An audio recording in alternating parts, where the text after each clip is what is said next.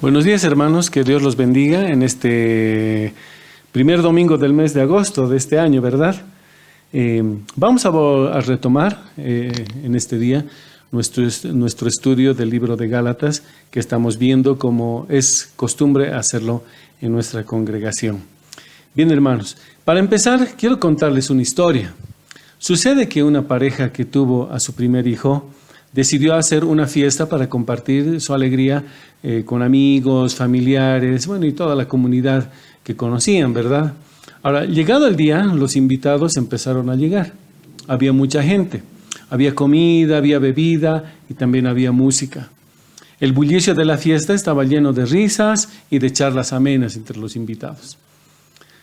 En medio del entusiasmo, uno de los invitados les dice a los padres que ¿dónde está el bebé? Deberíamos brindar por él en su presencia. Bueno, era lógico, ¿no? Entonces la madre va a buscar al niño a la habitación donde lo había dejado. Y lo que debería ser un acto de alegría, de celebración y todo eso, se convierte de pronto en un acto de dolor y de llanto. Ya que cuando entró la mamá a buscar a su bebé, a recogerlo de la cama donde lo había dejado durmiendo, las personas habían empezado a colocar sus abrigos sobre el bebé y no se percataron que él estaba. Entonces se había sofocado y había muerto porque había sido asfixiado por toda una montaña de ropas y nadie se había dado cuenta.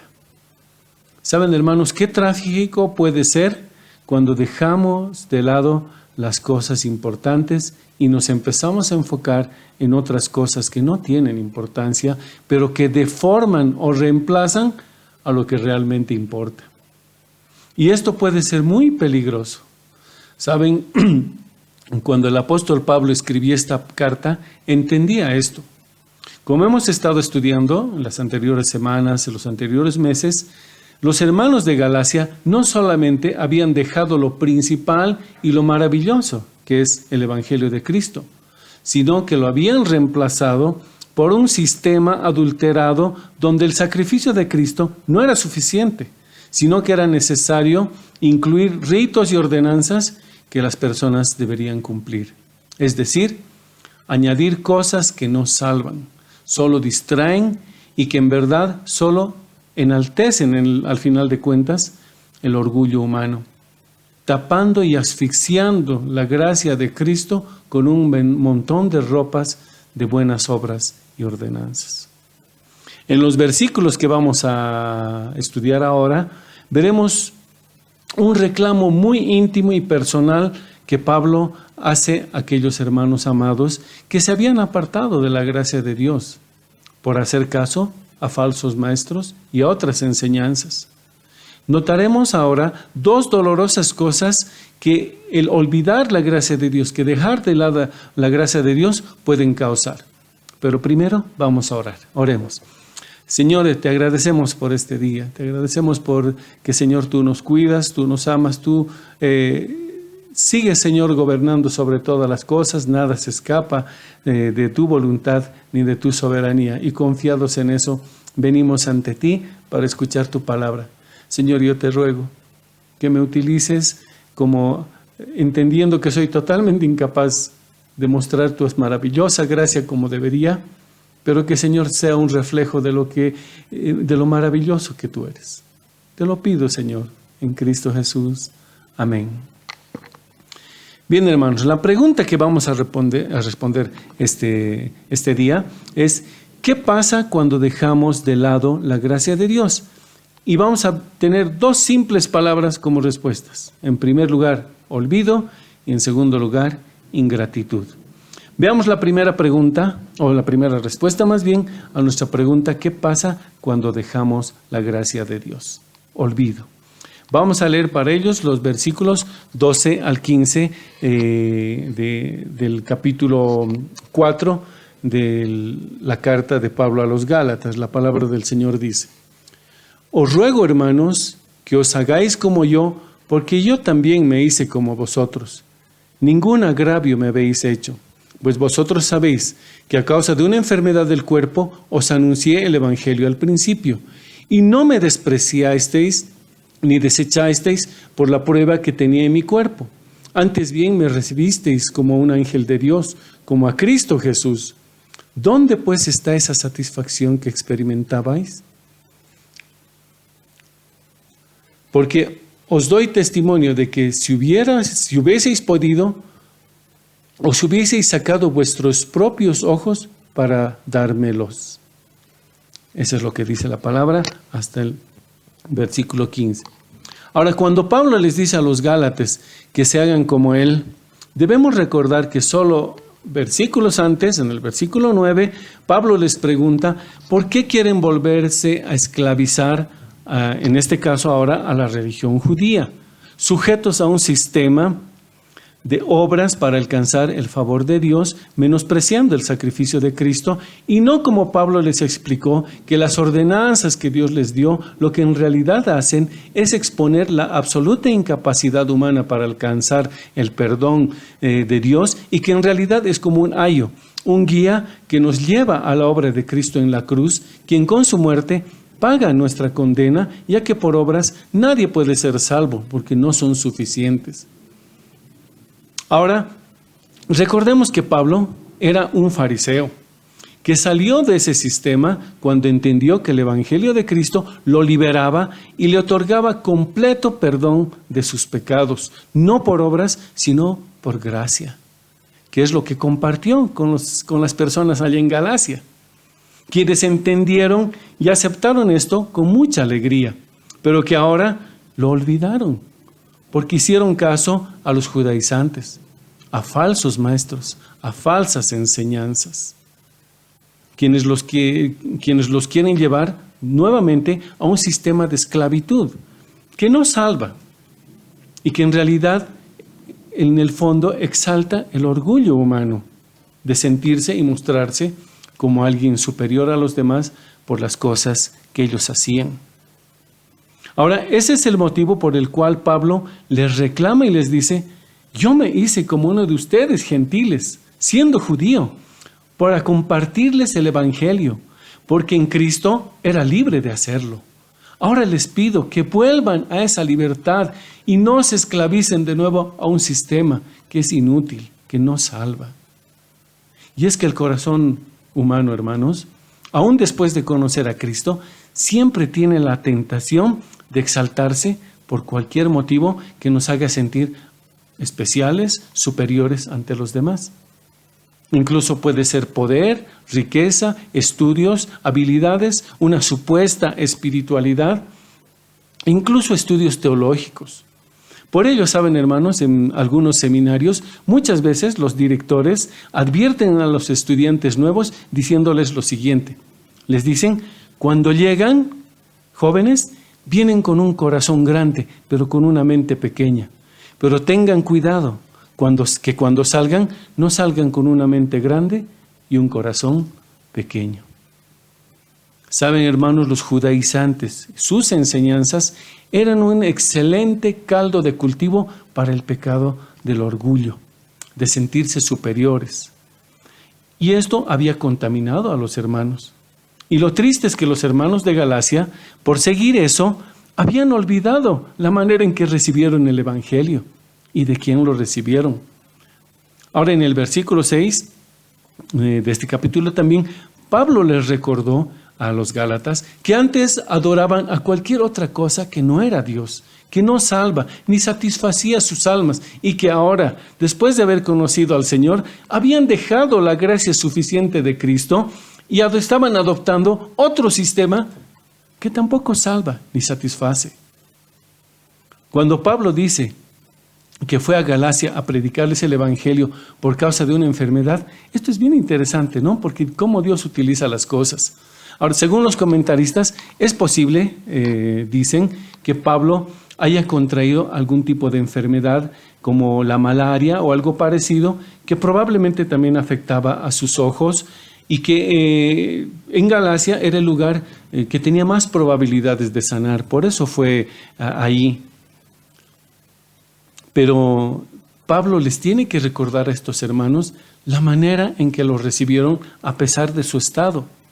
Y es que siempre está la tendencia humana de pensar que si a alguien le está pasando algo malo, es por causa de un castigo de Dios. Por eso incluso los discípulos de Jesús, si recuerdan, cuando vieron a un ciego de nacimiento, le preguntaron al Señor que si fue por culpa de él o de sus padres que estaba así. Y hermanos, hasta ahora muchas veces podemos tener la tendencia de pensar así. Pero Dios, cuando Pablo les fue a predicar, había abierto el corazón de los Gálatas de tal manera que no les importó la enfermedad que estaba pasando. Cuando les compartió del sacrificio de Cristo en la cruz y su resurrección, no lo despreciaron o apartaron a pesar de su enfermedad. La expresión de apartar o despreciar habla de alguien que escupe a alguien en señal de rechazo. Pero no lo hicieron, sino que, dice la Biblia, lo recibieron como un mensajero, como un ángel enviado de Dios, como a Cristo mismo. Y les pregunta después, ¿dónde está la satisfacción que tenían? Habían olvidado que era tanto el agradecimiento que tenían por este maltrecho y enfermo mensajero que les dio a conocer la maravillosa gracia salvadora de Cristo, que les dice que después de que les anuncie esto, si hubieran podido, se habrían sacado sus ojos, sus propios ojos. ¿Quién podría hacer eso si no es alguien que está tan agradecido? Es que incluso, hermanos, los ojos para los Gálatas en ese tiempo no eran nada si tenían al Dios en sus vidas, lo más maravilloso que podían tener. Pero todo eso lo habían olvidado.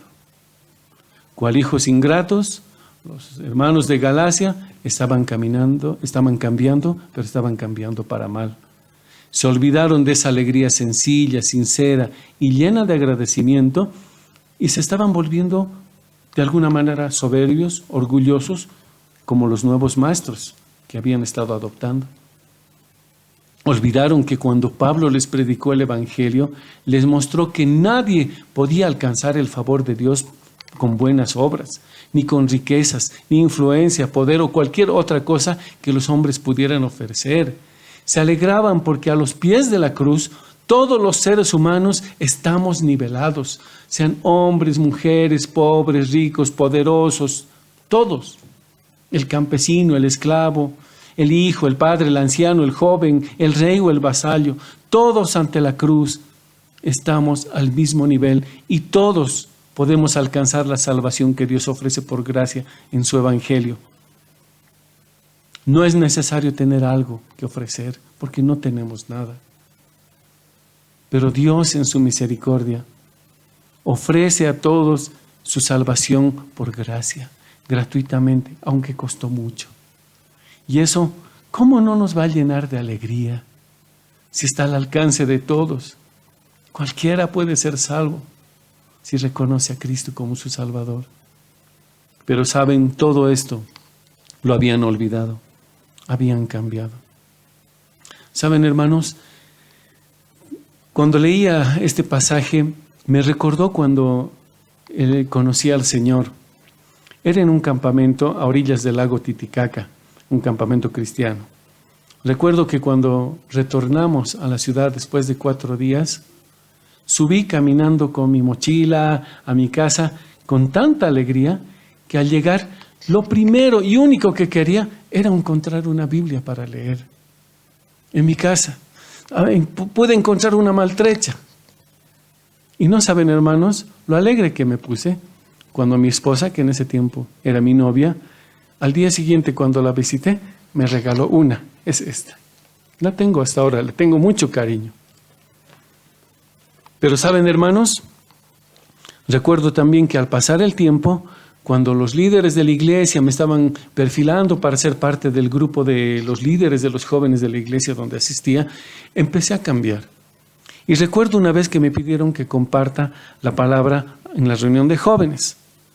Cuando después de terminar les pregunté a los líderes cómo estaba, noté que me dijeron, no muy convencidos, que hablé lo que decía la Biblia. Pero saben, hermanos, yo no me sentía satisfecho. Dios, por medio de su Espíritu Santo, me incomodó tanto que me di cuenta que en realidad, hermanos, yo no estaba hablando del maravilloso Cristo que me encontró a orillas del lago. sino de deberes y de comportamientos. Quizá por eso me identifico con las palabras de nuestro hermano Jerry Cross, que hace varios años dio una conferencia, que decía que al mirarse al espejo, en él ve un fariseo en recuperación. Y yo también veo lo mismo. Creo que de alguna manera todos vemos eso. Hermanos, dejar la gracia de Dios puede comenzar de una manera muy sutil.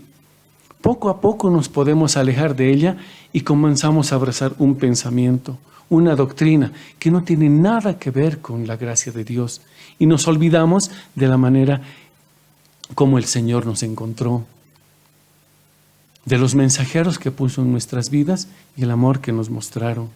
Y empezamos a sentirnos superiores y miramos a los demás por encima del hombro, porque en mi congre, decimos, tenemos un conocimiento teológico tan profundo, más pues que estos otros cristianitos.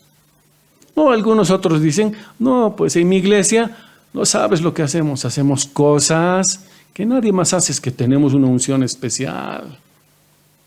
Y de ahí, hermanos, es fácil deslizarse a otras cosas, incluso mundanas, porque nos creemos mejores, entonces por eso tenemos más dinero, y tenemos posición, y tenemos poder.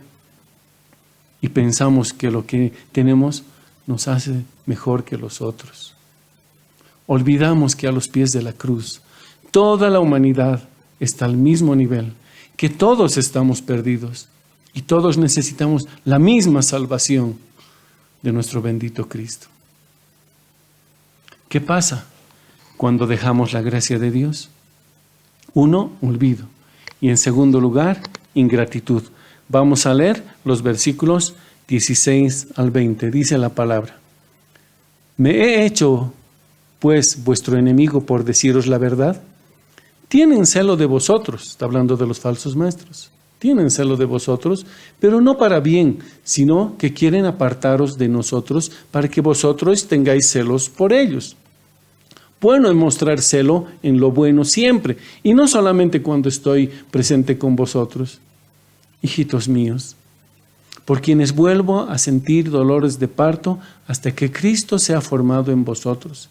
Quisiera estar con vosotros ahora mismo y cambiar de tono, pues estoy perplejo en cuanto a vosotros.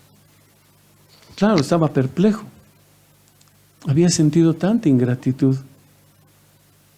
Ahora, detrás de todas estas palabras que hemos leído, un poco escondido, podemos notar el dolor, el sufrimiento, y por qué no decir quizás las lágrimas del apóstol. Cuando luego de recordarles que al conocerse cómo se habían regocijado, cómo habían desarrollado una hermosa relación en el amor de Cristo, ahora tiene que decirles con mucha tristeza, ¿me consideran su enemigo por decirles la verdad?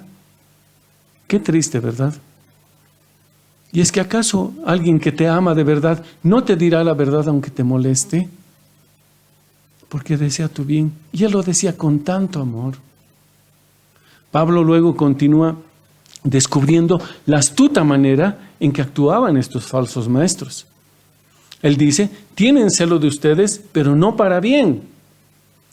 Y es que, hermanos, alguien que tiene celos legítimos por alguien, ahora estamos hablando de celos, de ese celo real, de ese celo correcto, ¿no? De ese celo que Dios tiene por su iglesia, dice, no de ese celo enfermizo y todo eso que a veces estamos hablando de un buen celo, dice, cuando alguien tiene estos celos es porque alguien te ama de verdad y no quiere que alguien o algo te aparte de su lado o de sus enseñanzas en este caso, ya que está genuinamente preocupado por el bien de esa persona a quien ama. Pero el problema es que estos engañadores mostraban ese supuesto celo por los hermanos por dos motivos equivocados. Uno, lo hacían con la intención de separarlos de Pablo y de los otros hermanos y que solamente les presten atención a ellos. Se portaban de una manera que Dios aborrece. Y los gálatas estaban cayendo en ello. Saben, en el libro de Proverbios, capítulo 6, versículos 17 al 19, que al principio dice, 6 cosas aborrece Jehová y aún 7 abomina su alma. La última que nombra dice, el que siembra discordia entre hermanos. Y eso estaban haciendo los falsos maestros. Estaban rompiendo esa relación de amor cristiano. Y los gálatas habían olvidado a quien les había amado al principio. Ingratamente prefirieron a quien los engañaba. Pero en segundo lugar, también vemos esa mala intención, ¿no? Ya que Pablo les dice, si tienen celo de ustedes sinceramente, está bien. Pero saben, solamente se ocupan cuando yo estoy presente. Pero ¿qué pasaría cuando él no estaba? Pues en realidad estos hermanos, para estos falsos maestros, ya no eran tan importantes.